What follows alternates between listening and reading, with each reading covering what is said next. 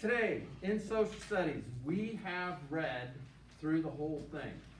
The class just read through it. Now we're going to go back over all of the different articles. Click, travel, and learn. All that was Alana getting a camera that acted like a time machine, that they would go back in time. Okay? In here, they're going to use it, and they're going to go back to 1847. So on the inside, we're going to read about 1847.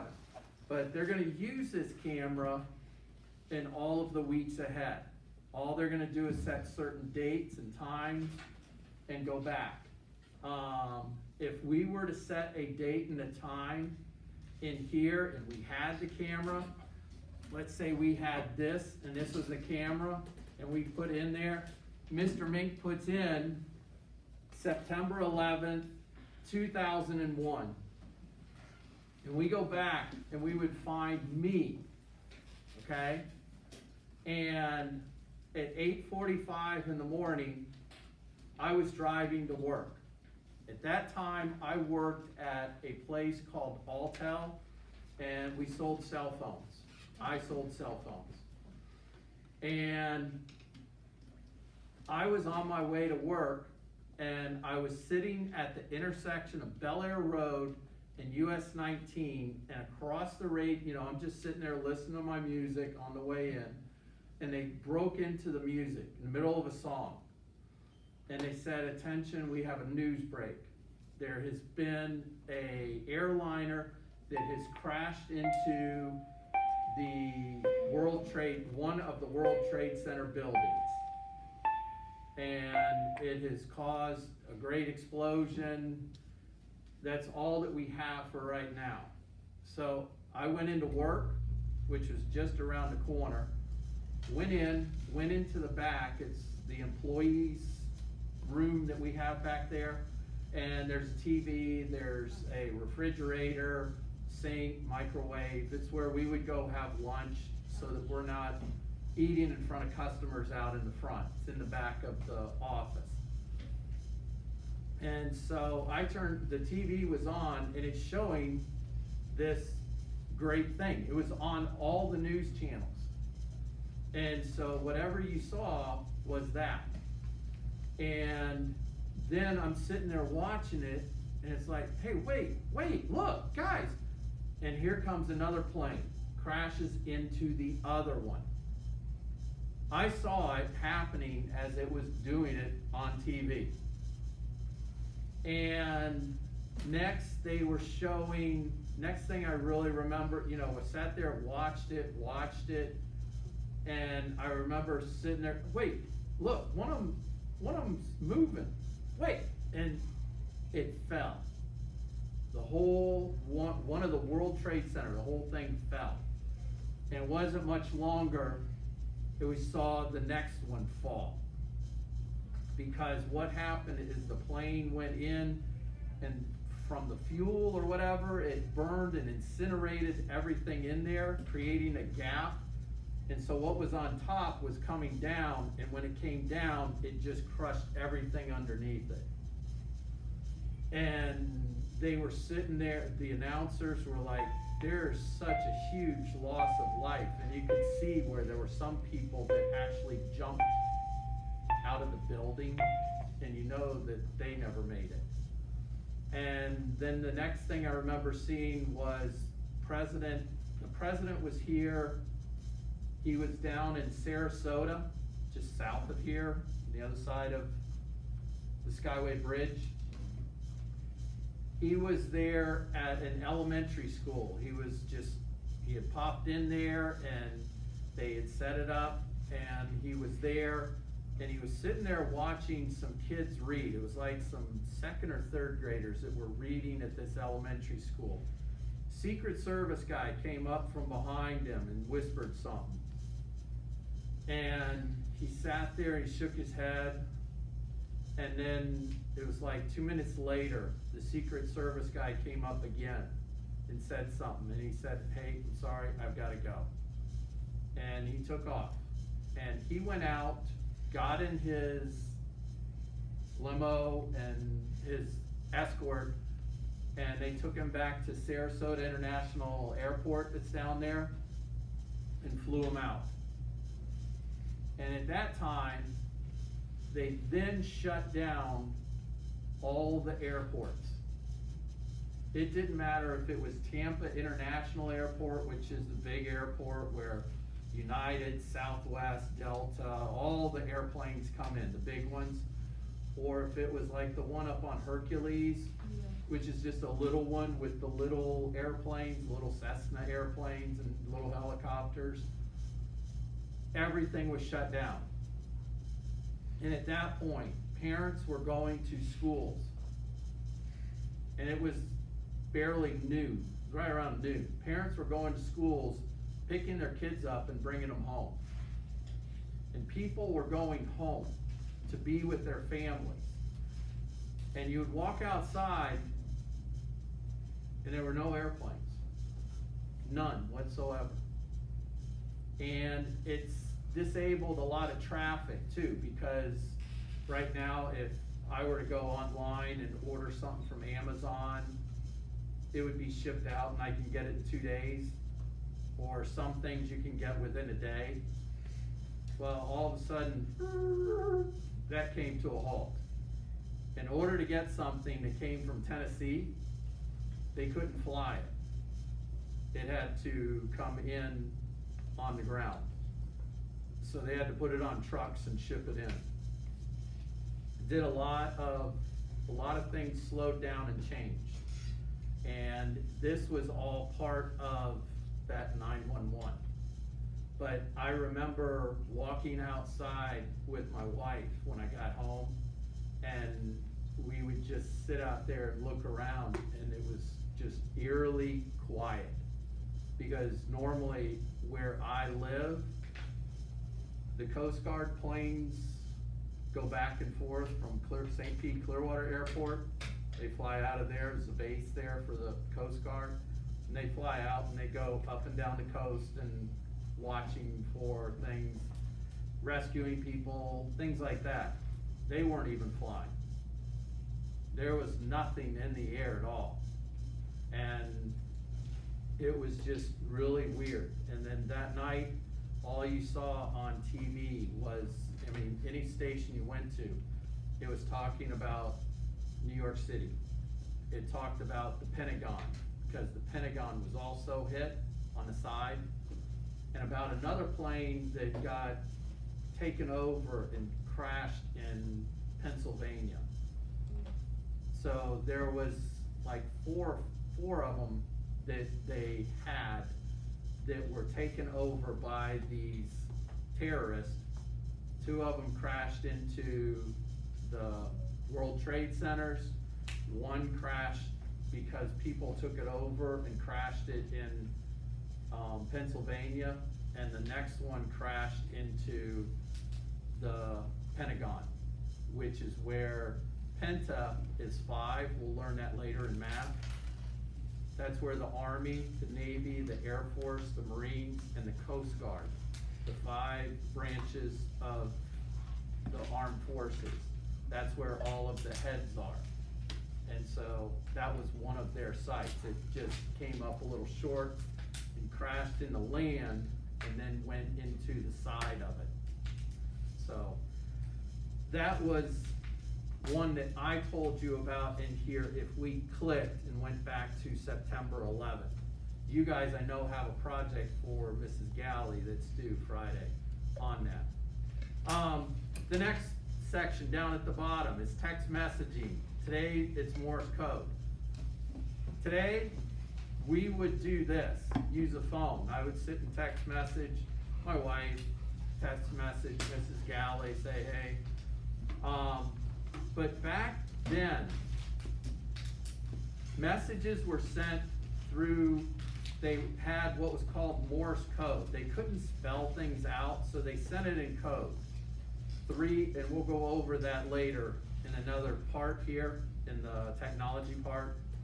But it was sent with a man that would do certain things with it was like a typewriter, a keyboard, and it was hooked to a wire. and it went from wire to wire to wire, and it would go to the next station where that station would get the code and pass it on. And it wasn't, real simple to understand. Only the people that were doing it really understood it. And so people that came in and like, what does it say? What does it say? He would have to decipher it. He would have to figure out what it said, and then from there, tell it or pass it on. The Morse code was one way that they first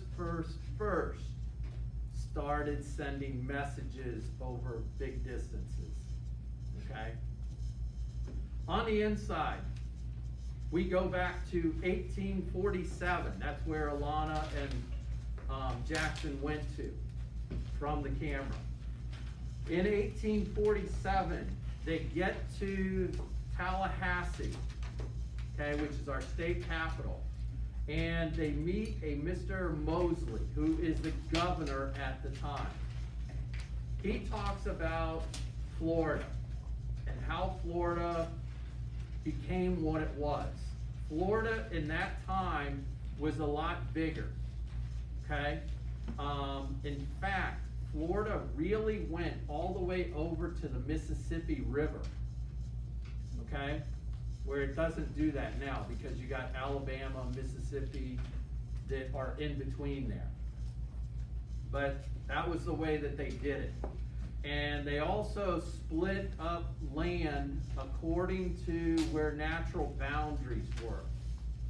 And at that time, they had the St. Mary's River, which is up above Jacksonville. That actually still separates Florida from Georgia up there in that corner, okay? The Mississippi River was the other end of it, okay?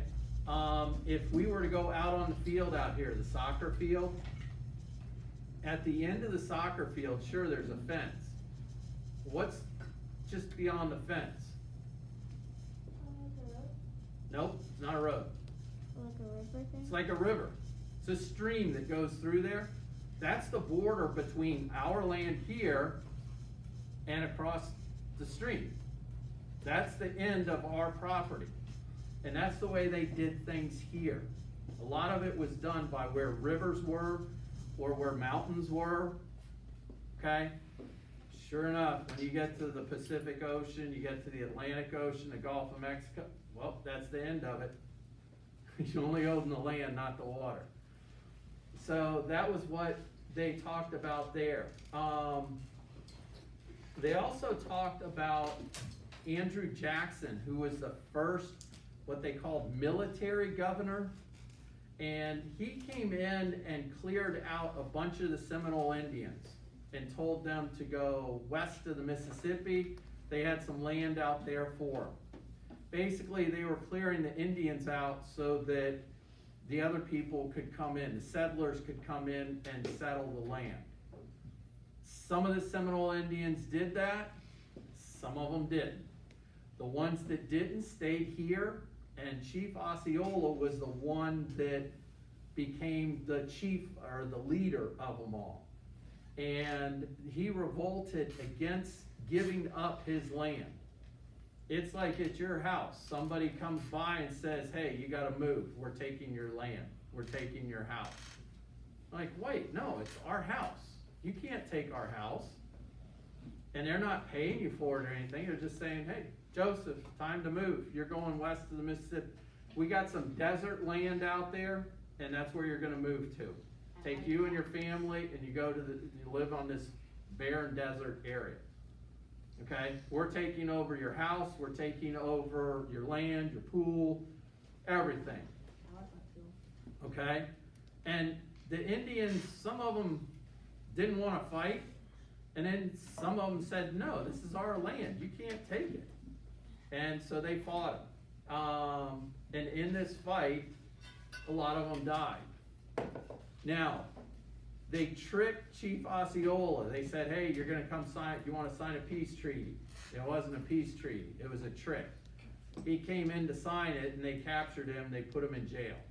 And he ended up dying in jail, I think. But that was how they captured him. Now, it also talks about the diversity of the land. The land has highlands that are in the middle of it, and then you have coastal plains that are along the sides. It also talked about a hurricane that came through of 1846. And I'm not positive on this, but it said that it hit Tampa, and in Dunedin, I think is where Dunedin Pass that goes out between Caladesi Island and Honeymoon Island, the pass that goes out. Does anybody also know the other name for that pass?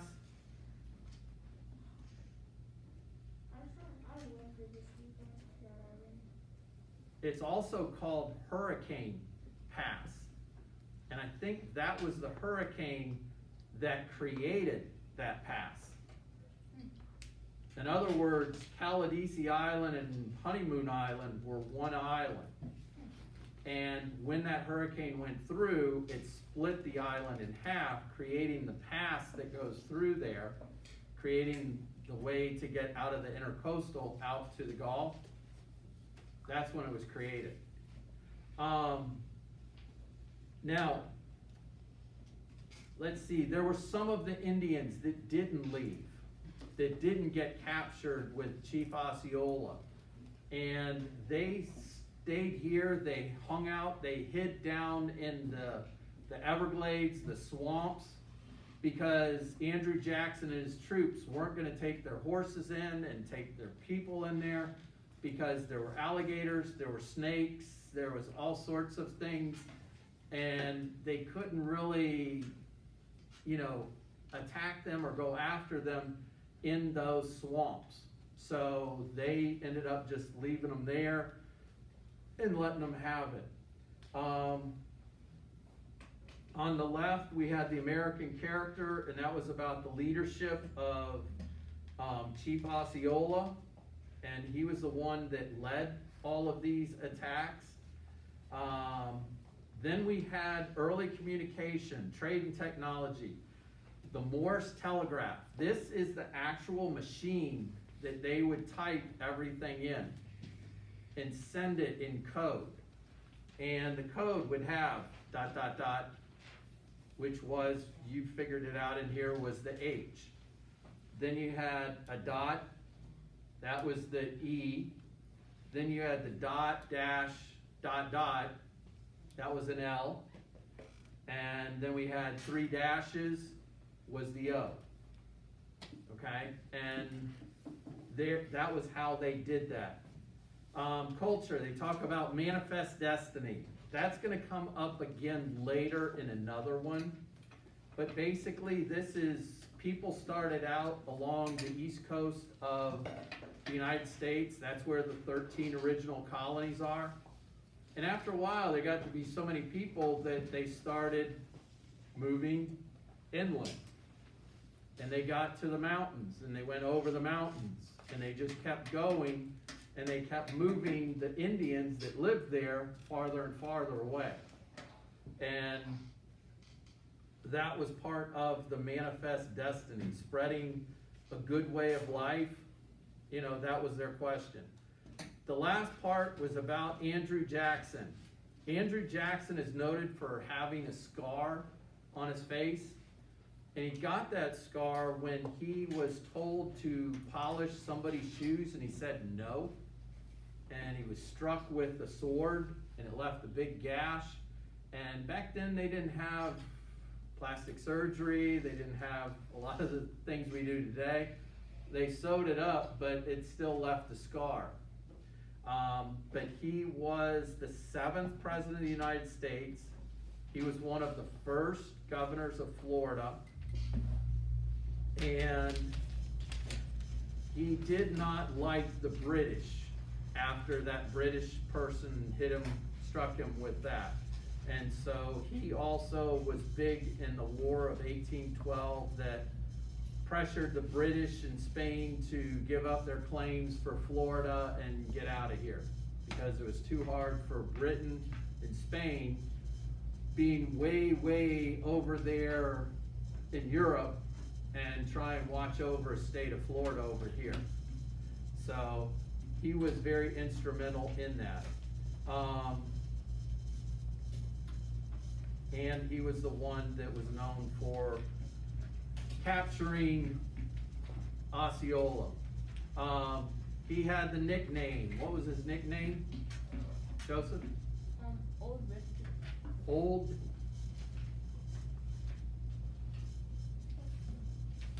Hickory. Okay, Old Hickory, that was his nickname because of his toughness. Hickory wood is a real tough wood, and that's where they gave it to him. Okay? Is it off?